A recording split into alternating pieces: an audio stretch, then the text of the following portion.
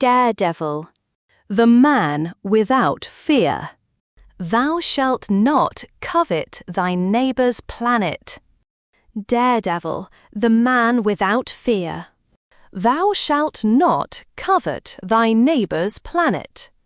Oh, Matt, how could you reveal that your own brother, Mike, is really Daredevil? Luckily, the marauder died before he could use that secret. But how? How could you have been so weak? Karen, baby, you're just too much. How can any chick sound so black with a lover boy like old Mike around? It happened last-ish, remember? But cuddly Karen doesn't know that Matt, Mike, and Dee Dee are all the same swinger. Starry-eyed Stan.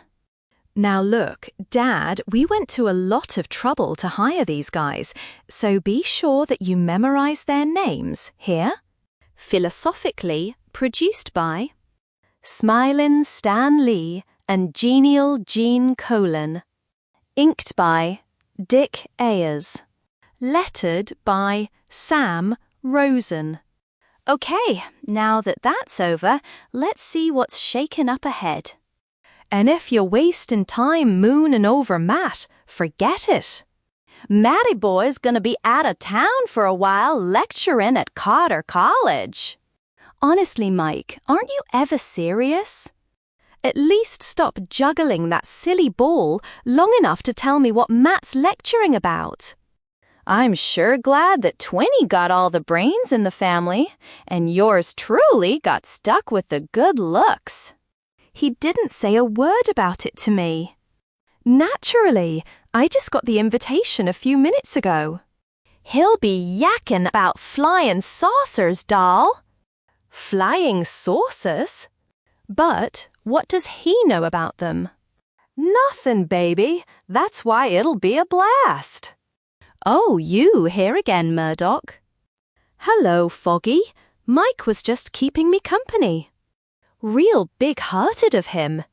Now, don't be such a bear. He is Matt's brother.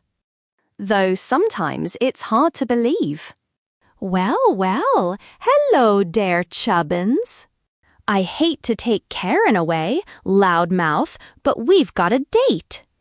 Too bad, baby, but face it, you can't hit the jackpot every time. I'll be seeing you, Mike. You know it, doll.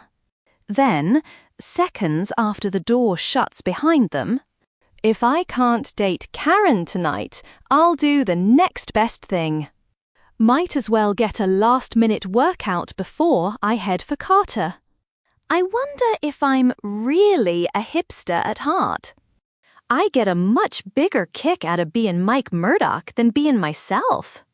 But if poor Foggy ever learns the truth, whew, boy. I hate giving my best friend such a hard time, but I have to. I can't let him get friendly enough with Mike to ever realize that Matt's brother is also blind. Nuts! The city's too quiet for me tonight. No police sirens, no cries for help. Nothing. Not even some little kid blowing his Dick Tracy whistle. If this keeps up, I may end up chasing a litter bug if I'm lucky. Face it, Dee Dee, this just isn't your day. Might as well. I'd go home and start packing, and, oh, I'd know those voices anywhere. They're talking about my favourite swashbuckler. I'd better get out of sight and give a listen. The unmistakable sound of a hansom cab. Never knew Foggy was such a romantic devil. I wonder what Matt will say during his lecture, Foggy. Do you have any ideas? You bet I have, Kern. But they've nothing to do with Matt or Mike or Daredevil. I thought if we took this ride in the moonlight, you might, Karen. You're not even listening. How can Mike be so unconcerned about Matt almost giving away his secret? If his hidden identity is so important to him, Daredevil should have been more upset. Unless there's another, a more important reason. Something we haven't guessed. What if it's Matt, not Mike, who's really... Oh no, it's too mad. It couldn't be what I'm thinking, for we know that Matt is blind. But there's something about all this that just doesn't add up. Karen is getting too dangerously close to the truth. I'd better just interrupt them. Hi, group. It's like old home week here, isn't it? Daredevil, stay away from here. Go chase crooks, Raya. Look out, mister. Don't scare my horse. How's about giving your fearless friend a lift? I appreciate this, kiddies. When a joker like me runs out of trees to swing on, it can be a long walk home. I mustn't forget to keep Mike's personality when I'm in costume like this. There's no more room up here. Relax, I'll pay you double fare. All of a sudden, there's room. She's staring at me, trying to figure me out. Even a blind man could feel, could sense the burning intensity of her gaze. Were you joking before when you said that Matt was going to lecture at college about flying saucers? I don't understand. Why would they ask him? That's great. She's still interested in me as Matt. It's simple. Pretty girl, I'll spell it out for you. Matt's a lawyer, right? Of course he is.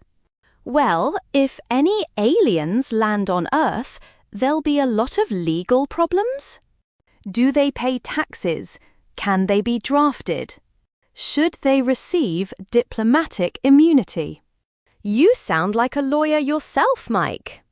Whoops, careful, Dee Dee. One slip and she'll have you. I should sound like a legal eagle. Twinny told me all about that jazz last time I saw him. Well, far be it from me to horn in on another cat's date, so I'll be hitting the road now. Maybe I'll scoot up to Carter and keep Matty Boy company while he puts those poor kids to sleep.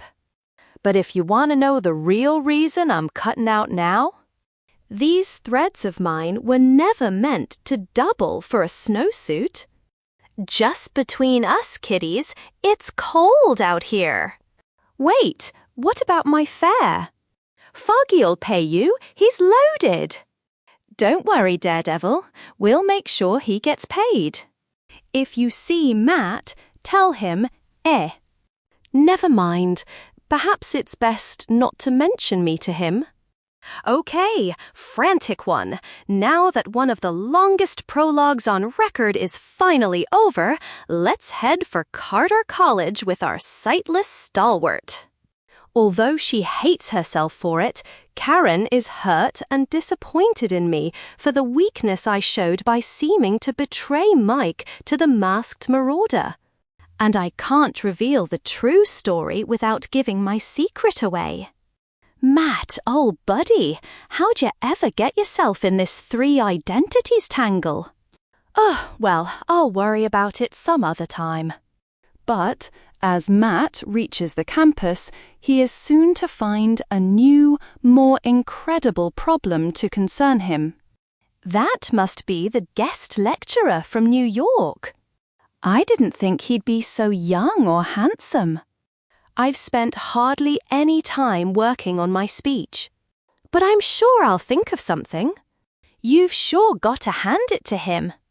Imagine a blind man becoming one of the greatest trial lawyers of his time. I hope he's not as fanatical about flying saucers as Professor Brewster is. I hear the professor has started carrying a revolver in case he meets any little green men from Mars. Brewster's been working too hard. He swears he's seen saucers flying around here. Good of you to come, Mr. Murdoch. I'm Dean Smith. Let me take your bag. You'll have a capacity crowd for your talk. I hope I'll say something to deserve it. I understand you have a professor here who claims to have seen some saucers lately. Yes, that's Tom Brewster. I'm afraid he's getting too wrapped up in the subject. He's out searching right now. I'll talk to him another time then. You gonna take in the lecture, Sal? Wasn't going to. But I've suddenly changed my mind. Just like all the other gals. Actually, I specialize in criminal law more than matters like this, but it must admit that the legal ramifications of aliens landing on Earth could be very unusual. Well then, let's get on with it, shall we? A few minutes later, a tall, commanding figure mounts the podium as the voice which has swayed judge and jurors alike in courtrooms throughout the nation begins to speak. Only the law stands between justice and total anarchy, and that law must offer equitable protection to all, regardless of race, creed, or color. Now, in this age of space exploration, we may need a fourth qualification, without regard to planet of origin as well.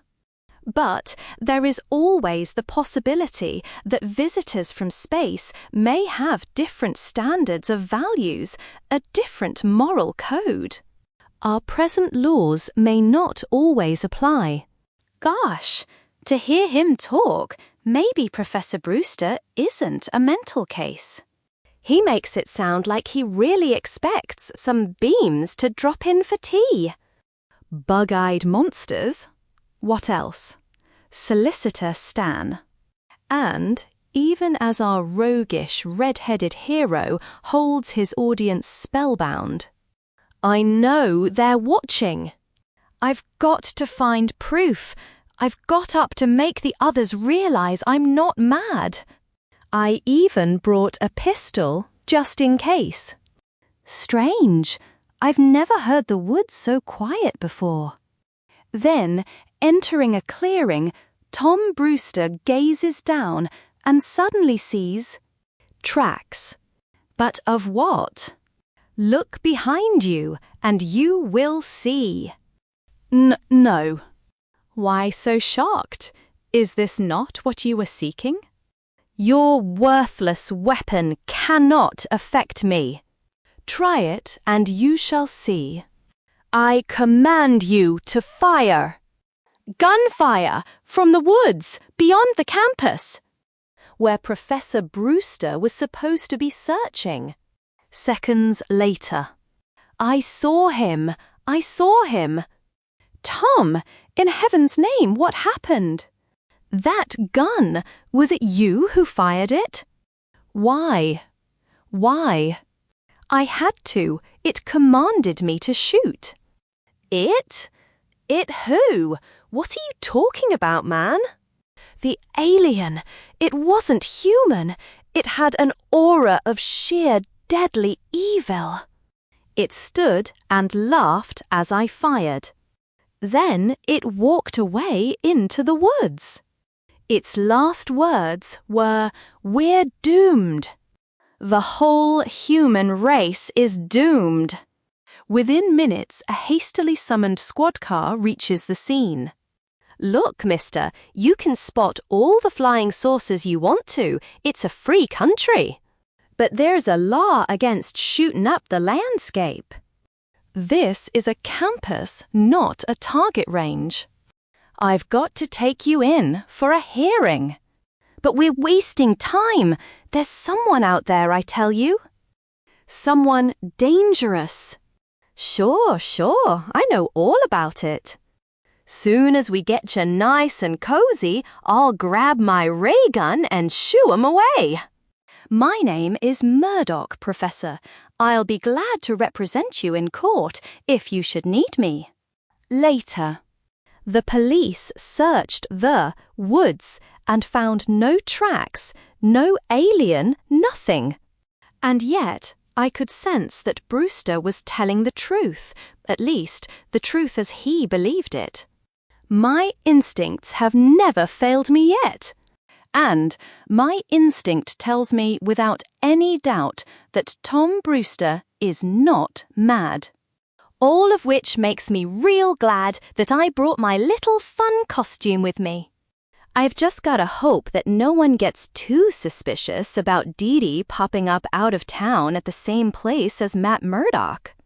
But I did tell Karen and Foggy that Mike Murdock might scoot up to Carter U also. That ought to allay any of their suspicions, anyway. As for anyone else catchin' wise, I'll just have to take my chances. This is the path that Brewster said he took, but the police were right. According to my radar sense, there's no trace of any... Wait a minute. There's something up ahead, something big and unmoving. It's not native to this area. I can tell by the disruption of the air molecules around me. It's made of some fantastically strong metal, like nothing I've ever encountered before. And I hear the muffled hum of generators capable of developing enough power to lift 1,000 tons to the stars. Professor Brewster was right. Whatever it is that's waiting there, it was never spawned on the planet Earth. And then it arrives. The glorious moment that every true science fiction aficionado so desperately longs for. The inexpressibly incredulous instant when Earthling and alien dramatically confront each other. A hatch opening up, a figure slowly, confidently emerging. So, another human has discovered our presence on this primitive planet. But it matters not. This time we shall take stronger preventive measures, far, far stronger than we have taken before. Additional sounds behind him. He isn't alone. The others are preparing to attack me also. Face it, fearless one, you're in for it now. He's shining some strange beams at me, trying to blind me. I'll play along, pretend to be affected. There is no need for further delay. Let us put an end to the human's life cycle at once. Within a mere 4 nanometers, he will be totally sightless, and then... No, wait, something is amiss. My visionary sensors tell me that our ray is ineffectual. He is only pretending to be stricken. That can mean but one thing. He is already blind. Stay back, gents. We can fight each other any time. Why don't we talk things over first? Talking is useless. We must carry out the plan, and no human may stop us. Therefore, our first task is to render you totally helpless. A sudden icy blast chilling me to the marrow. But the effect only lasted for a second. What can it mean? Oh well, I'll find out sooner or later. Right now, it's time to make like a hero. While I still can. One thing is certain. These cats didn't drop in just to be sociable. I've got to learn what they're after if I can hold them off long enough. Special note, please be advised, in reading this story aloud, that the first letter in the above sound effect is presumed to be silent. Stickler Stan. It's no good, there are too many of them. Just a matter of time before one of them makes me bite the dust. But what do you do with a batch of weirdies who won't listen to reason? Uh-oh, they're starting to ease up. But why? The time is come. You battled bravely, Earthling, but alas, in vain. The weapon we fired at you had a delayed action effect. Within seconds, you will be unable to move. A casing of ice forming all over me. They're right. It's like being enclosed in cement. I'm a living statue.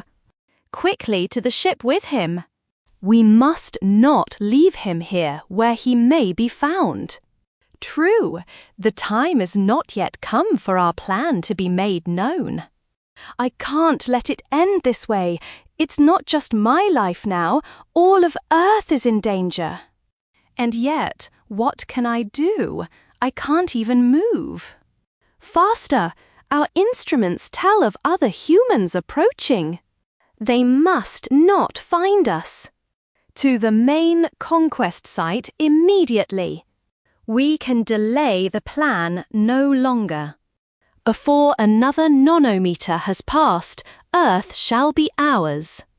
Then, seconds after the soaring ship has faded from sight. That sudden flash! I saw it shoot into the sky. I saw it. It came from the top of that ridge just ahead. This means Professor Brewster was right. There was something here. That's where it was. You can still smell the fumes.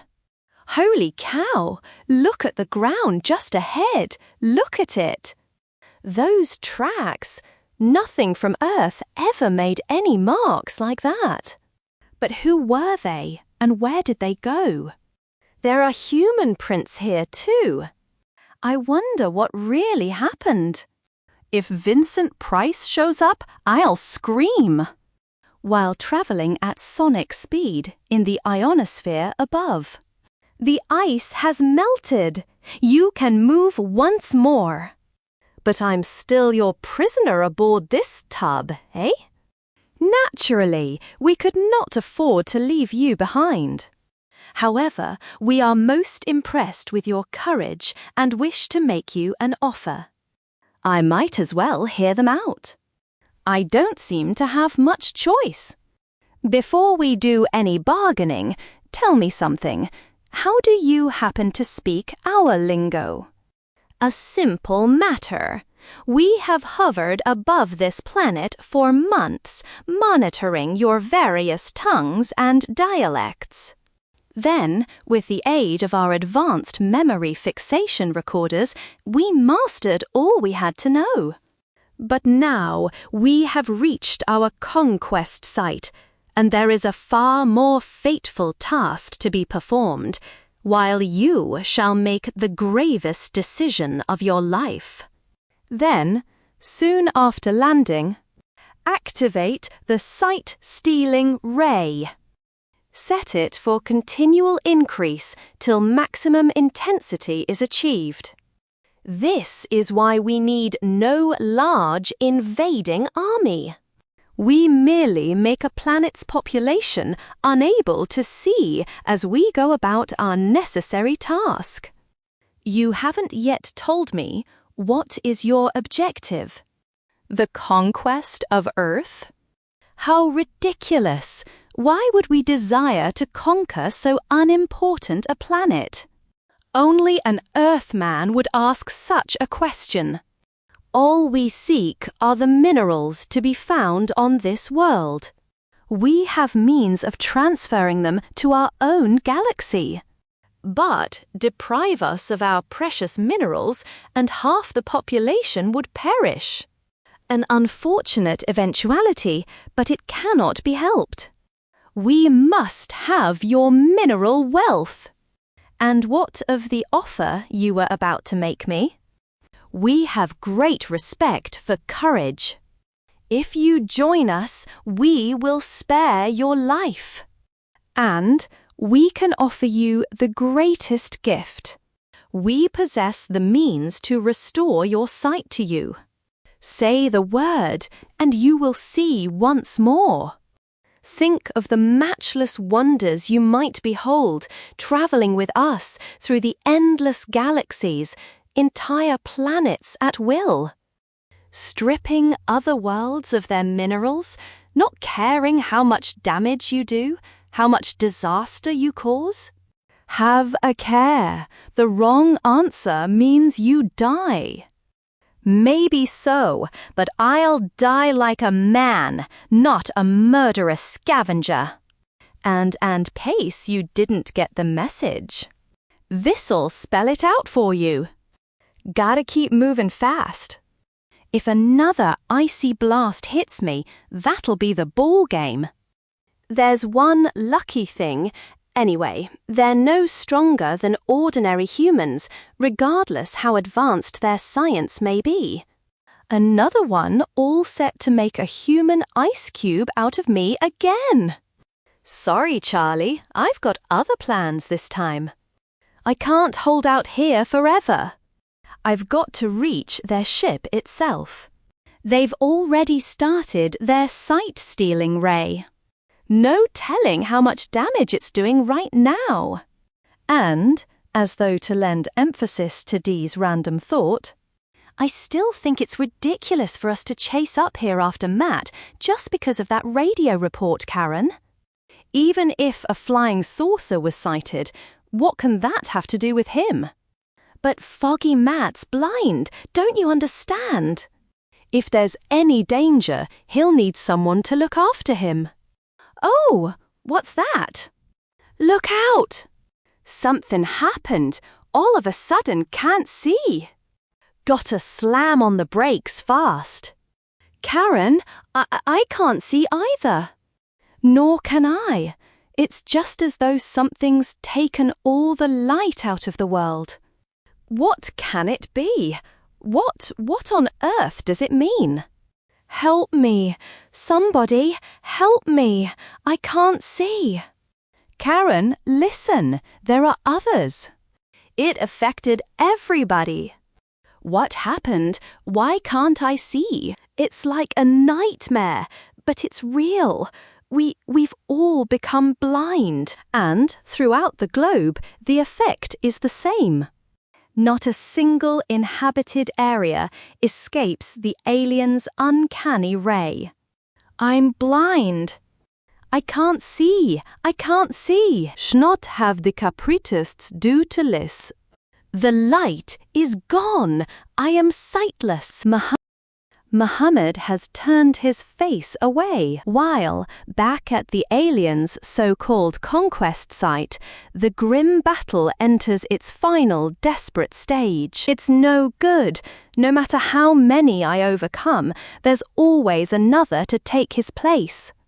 Human, you are a fool. We offered you the gift of sight, but you chose to defy us, instead of betraying your own doomed race. Our patience has finally reached its limit. Therefore, you must now prepare to die. Not while I can still sling a mean old snowball. I won't. Another one sneaking up behind, ready to hurl a king-size ice blast. No time to tackle him. All I can do is duck and hope that I was in exactly the position I wanted to be. It worked. By fast split-second reflex calculating, I arranged for the blast to go over my head and to strike their own sight-stealing ray. Our weapon supreme is completely frozen by our most powerful ice blast. So sensitive is the machine that once frozen, it will take 1,000 nanometers to defrost it. And we cannot spare the time. Thus, we must flee from the scene of our only defeat. They're leaving. It's over at last. And, with the fateful frozen machine once more on board, hurtling from our galaxy forever, the priceless gift of sight returns to mankind's startled millions. Karen, I can see again. So can I. Whatever afflicted us is gone. Look at the crowds. Everyone's okay again. Let's find Matt. I feel like celebrating. Come on, admit it now. Don't you flip for a happy ending the same way we do? Professor Brewster's been vindicated. He won't need us to defend him. Might as well be talking to the wall. Next, captured by the boss.